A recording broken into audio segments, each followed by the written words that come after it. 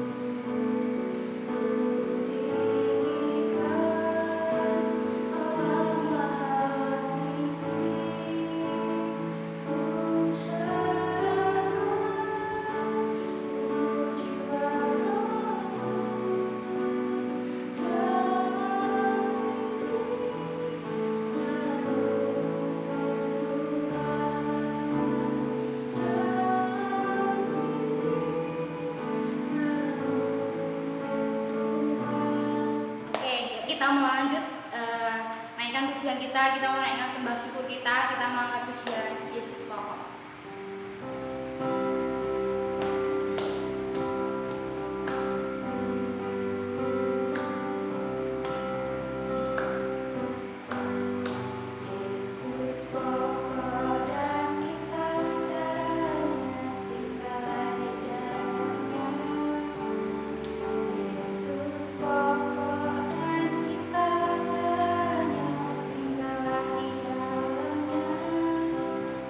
Yeah.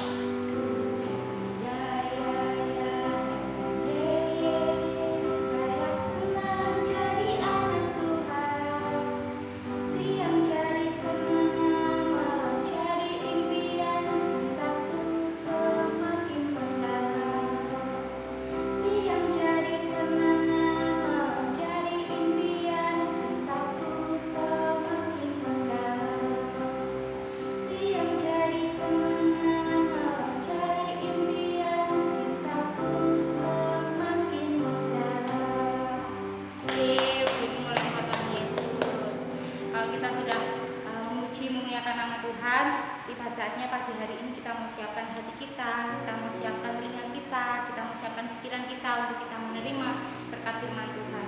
Yuk, sebelum kita mendengarkan firman Tuhan, kita memujikan firman berkata kau beserta.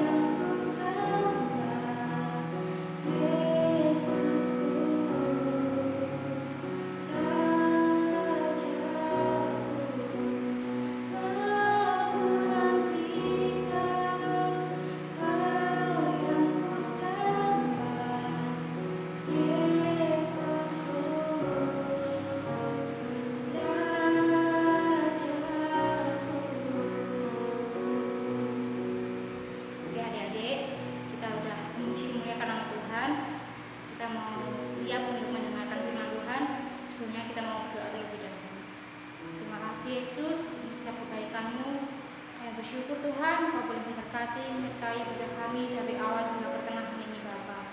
Sebentar Tuhan, kami mau mendengarkan kebenaran firman-Mu Yesus. Biarlah firman-Mu Tuhan boleh tertanam dan termeterai di dalam kehidupan kami. Terima kasih Bapa, kami serahkan jalannya firman Tuhan ke dalam tangan-Mu. Hanya dalam nama Yesus kami telah berdoa. Haleluya. Amin. Hai, shalom adik-adik. Apa kabar hari ini? Senang sekali ya kita dipertemukan lagi dalam ibadah online pada pagi hari ini. Hari ini kita sudah berada di tahun baru, tahun 2022. Wah, luar biasa ya adik-adik. Kita bisa berada di tahun yang baru karena kasih Tuhan, karena penyertaan Tuhan yang ada di dalam hidup kita. Kita patut bersyukur untuk setiap kebaikan Tuhan yang Tuhan curahkan bagi kehidupan kita. Di tahun yang baru ini biasanya kita memiliki keinginan yang baru, harapan yang baru, cita-cita yang baru. Dan kita semuanya ini berharap untuk itu tercapai di tahun yang kita jalani ini, tahun 2022. Betul ya adik-adik? Oke. Nah adik-adik, waktu kecil ada teman Mbak Putri yang disuruh makan mamahnya, dia nggak mau. Dia maunya jajan. Mamahnya nggak kasih dia uang. Kemudian dia mengambil uang dari dompet mamahnya. Kemudian terus berlari. Kemudian dia keluar untuk jajan. Lalu ketika mamahnya menyuruh dia untuk belajar, dia nggak suka. Orang lagi main game, kok disuruh belajar? Tadi kan udah belajar. Nah, adik-adik, sikap seperti itu harus kita buang jauh-jauh ya. Dan Tuhan pasti akan menolong kita. Tuhan Yesus akan memperbarui hidup kita untuk kita selalu berserah kepada Tuhan. Untuk kita mau berserah kepada Tuhan. Untuk kita bersedia mengikut Tuhan Yesus. Nah, cerita atau kisah yang menunjukkan bahwa seseorang yang hidupnya betul-betul diubahkan oleh Tuhan ketika dia bertemu dengan Tuhan Yesus juga ada loh adik-adik di dalam Alkitab, yaitu kisah tentang Matius si pemungut cukai. Kita mau baca di dalam Matius 9 ayat 9 sampai 13. Nanti adik-adik baca ya. Nah, sekarang kita akan simak kisahnya melalui video berikut ini. Ayo adik-adik, sudah siap semuanya ya? Oke, mari kita sama-sama saksikan. Pada waktu itu ketika pemerintah Romawi berkuasa, masyarakat Yahudi di setiap kota dan desa diwajibkan untuk membayar pajak ke pemerintah. Pengumpulan pajak-pajak dilakukan oleh petugas pajak atau disebut sebagai pemungut cukai. Salah satu pemungut cukai yang bernama Lewi yang disebut juga sebagai Matius. Ia memiliki profesi ini, pekerjaan yang dipandang negatif dan buruk karena mereka mengambil pajak lebih besar daripada yang seharusnya diberikan. Dan hal tersebut membuat rakyat sangat menderita. Mereka merampas, memeras, hanya untuk menguntungkan dan memperkaya diri mereka sendiri. Pemungut cukai biasanya berasal dari masyarakat biasa, sehingga mereka pun dianggap sebagai orang-orang yang perlu untuk dimusuhi dan dibenci. Pada suatu hari, Yesus pergi lagi ke pantai danau, dan kemudian ketika ia berjalan lewat di situ, ia melihat Lewi, anak Alfeus, atau yang disebut dengan Matius, sedang duduk di rumah cukai. Dan kemudian Yesus berkata kepadanya, "Mari, ikutlah aku." Maka berdirilah Matius lalu mengikuti Yesus. Kemudian Yesus pun makan di rumah Matius. Dan ketika Yesus makan di rumah Matius, banyak pemungut cukai dan orang-orang berdosa makan bersama-sama dengan dia dan murid-muridnya. Sebab banyak orang-orang yang mengikuti Yesus. Pada waktu ahli-ahli Taurat dan golongan-golongan Farisi melihat bahwa Yesus makan dengan pemungut cukai dan orang-orang berdosa itu, mereka berkata kepada murid-murid Yesus, Mengapa Yesus makan bersama-sama dengan pemungut cukai dan orang berdosa? ketika Yesus mendengarnya dan berkata kepada mereka,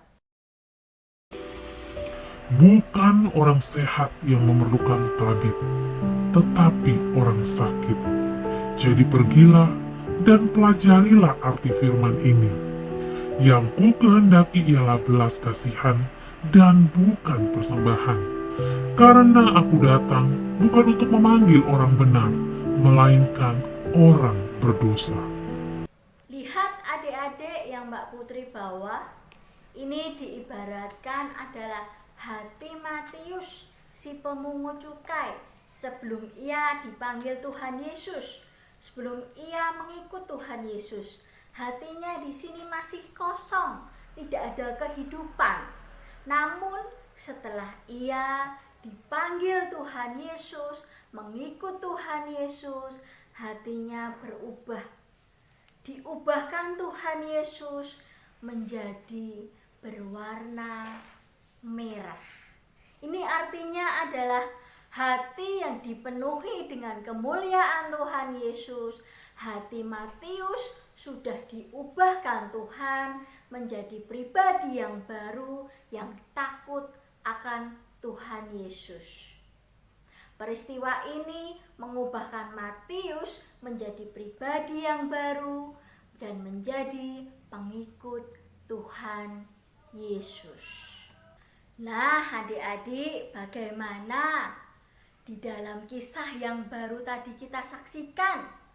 Kita bisa mengetahui bahwa Matius adalah murid Tuhan Yesus yang dulunya adalah nggak baik ya adik-adik, orang pemungut cukai.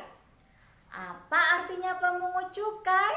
Pemungut cukai adalah petugas yang ditugaskan oleh pemerintah Roma untuk mengambil pajak dari orang-orang di situ. Nah, orang-orang Yahudi juga membayar pajak, tetapi Matius, si pemungut cukai, dia seringkali mengambil uang lebih banyak dari yang seharusnya diambil, dan itu membuat orang-orang yang berada di sana tidak menyukai dia. Tetapi hidupnya betul-betul diubahkan Tuhan, mengalami perubahan ketika dia berjumpa dengan Tuhan Yesus. Wah, luar biasa ya adik-adik.